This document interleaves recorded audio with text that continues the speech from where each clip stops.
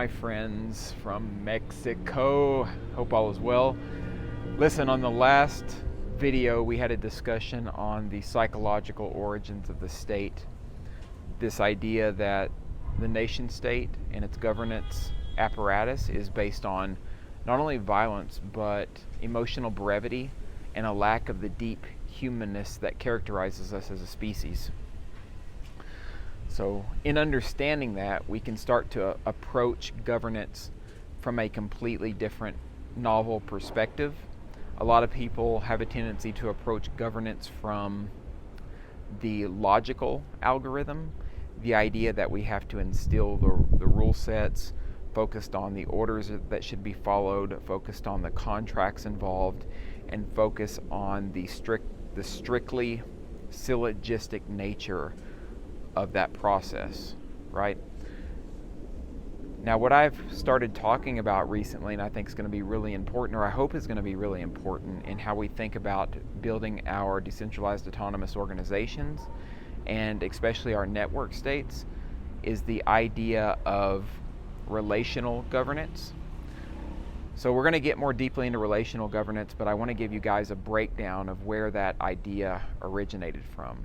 So in my book, Dignity and Decency, Rhapsodic Musings of a Modern Anarchist, I introduced the idea of relational anarchy. I also referred to this idea as relationalism or soft anarchy. And I really think it's a perfect time for me to revisit these ideas because I haven't discussed them in a while, but they're so absolutely important, especially in a day and age where we have this philosophy of exit and build. Albert O. Hirschman's notion of voice, exit, and loyalty. We can't use our voice to alter the system anymore. We certainly don't want to be loyal to a system that violates our rights and destroys our humanity at every turnstile.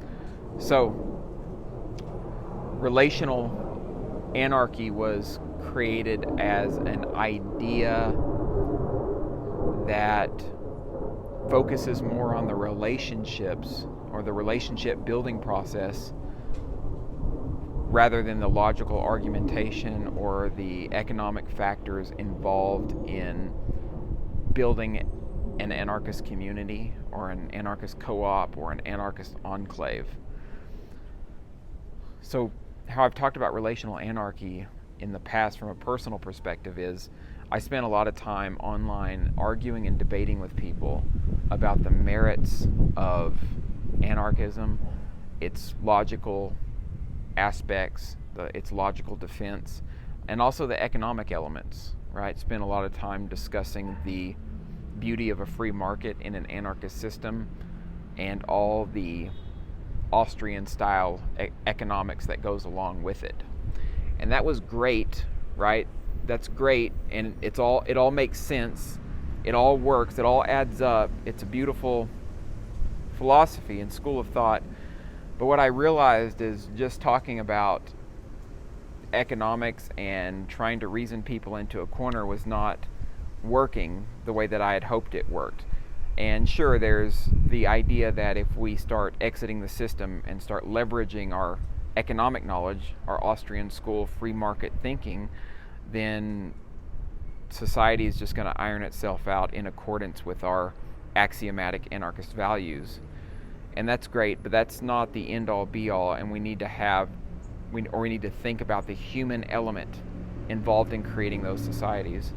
So with relational anarchy, my thought process was thus: if we are engaging in a compassionate exchange on an individual level or even on a group level, that is an antithetical relationship in comparison to the violent state of mind or the politicking state of mind, which requires us or the individuals involved to try to force their will on that group or on that individual, right? So that's a different state than that of the compassionate engagement with another human being, right? Because think about it, if we are trying to understand a person's needs, if we're maybe using nonviolent communication and assessing needs, and assessing a particular individual's state of mind and trying to not only understand it, but figure out what we can do to meet those needs, right? Then that is not a state of violence. That's not a mindset of violence. It is a communication and an engagement style that presupposes peace, compassion, and dignity and decency. And that's the kind of state that we want to be in. So that is the crux of what I call relational anarchy. Really about building communities, building relationships in a way that fosters the creation and the maintenance of an anarchist community, right? If we're constantly arguing and bickering and trying to assert our will on others, that is what we can effectively call politics. Politics is the idea that we should try to assert our will on other people, right? And that is the nature of how things should be in accordance with that more violent philosophy, which originates in communication styles, in engagement styles. So relational anarchy or relationalism is ultimately an engagement or a communication style. Now there's another component of this I talked about a lot when I was considering and building the philosophy of relationalism, and that is there's two different types of anarchists. That is a soft anarchist and that of a hard anarchist. A soft anarchist is the idea that it's an anarchist who is attempting to change society, change the cultural paradigm by being more personal with an individual, by trying to connect on a deeper level with that individual or that society. In a way, a soft anarchist is kind of like a social therapist, a person who's trying to heal society. And so a little bit of the evidence for this particular position. In counseling psychology, it's very commonly understood that what's called the therapeutic alliance, that is the relationship between the counselor and the counselee, it is what has more of an impact on the results of that counseling session or sessions when compared to the actual modality or the actual style that the counselor uses. So this is really important in terms of evidencing the importance of the relationship, right? Another general influence for the soft anarchist or the relational position comes from the humanistic school of thinking in psychology, which is the idea that the human should be at the center of any type of engagement or any type of relationship to promote understanding and to promote the cultivation of a decent relationship. So I really recommend the author Carl Rogers, who was one of the founders of humanistic psychology, and it's that school of thought that's had a lot of influence on my thinking in terms of how we can build an anarchist community and an anarchist society by way of focusing on the relationship and focusing on the human at the center. I didn't finish with the soft hard anarchist dichotomy, but I think it follows clearly that the hard anarchist is someone who is attempting to alter society toward freedom by strictly focusing on the logical, the economic, and the quantitative factors or vectors behind the school of thought or philosophy. So the leftist anarchists also have a phrase that loosely refers to what I'm talking about, and it's called prefigurative politics. Prefigurative politics are effectively, if we organize our communities in different ways, especially ways that are based more on peace, nonviolence, property rights, etc., that prefigurative politics automatically helps build communities in perpetuity the way that we want to build them. So the only difference is with relational anarchism is I would say that we're doing prefigurative apolitics. We're trying to create an apolitical way to engage with society. Another term that I've been using, which we're going to talk more about in another video, is qualitics rather than politics.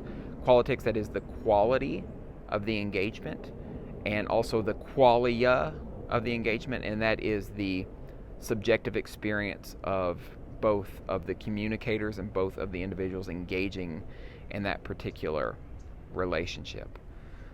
So yeah, that is the basis of relational anarchy. Relational anarchy is that we focus on the human, the deep emotional depth that is the human being, and how that helps to generate the types of relationships that we want to see in our future societies. It's relationship building for society building, for culture building. Another really important, I have to mention this before I stop this particular video, is Marshall Rosenberg's idea of nonviolent communication. His ideas are important to this train of thought because in nonviolent communication, which I had mentioned briefly earlier, it's a way to communicate needs and to understand other people's needs for solving disputes or resolving disputes.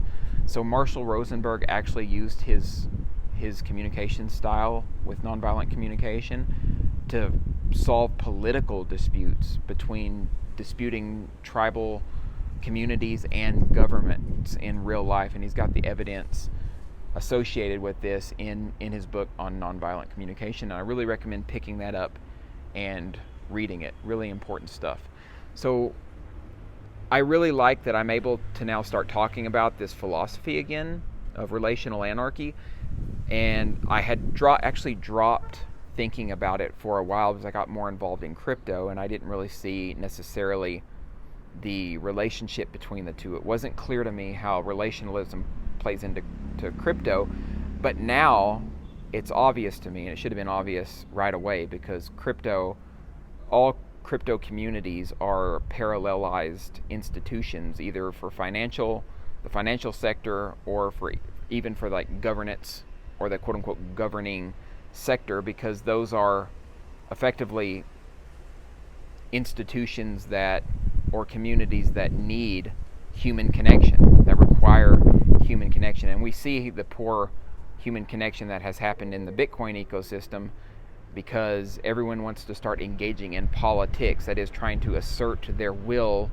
on other people so that they can achieve the desired result that they seek, which is ultimately wrong because we know where that can potentially lead. Luckily, these communities, so far at least, are all based on opt-in and opt-out mechanisms where people can leave and come as they see fit. But that's not guaranteed to be the way that the future of governance mechanisms, sometimes called network states, will exist. So yes, as we start to create network states or these digital panarchy communities that I've talked about in past videos, we need to start thinking about how we can put the human at the center of these types of interactions, right? At the center of these institutional governance mechanisms that we're creating, because right now everyone's focused on what I'm just calling the logical algorithm, the rule sets involved, the syllogistic structure, the constitutional way of thinking about structuring and ordering society. That's all still at the center and at the heart of our thinking in terms of community building and governance building. But really we need to put the human back in. And in the next video we'll discuss more specifically relational governance and how we can apply what I learned in thinking about relational anarchy into these new governance models in crypto that we're creating. So I'm really happy now to start getting into this material again. I think it's one of the most important ideas that I've worked out in terms of synthesizing other people's thoughts, and should be extremely valuable for the future of the work that we're all doing in crypto and in new governance mechanisms and models. So see you guys next time on the next video. Peace out from Mexico. Cheers.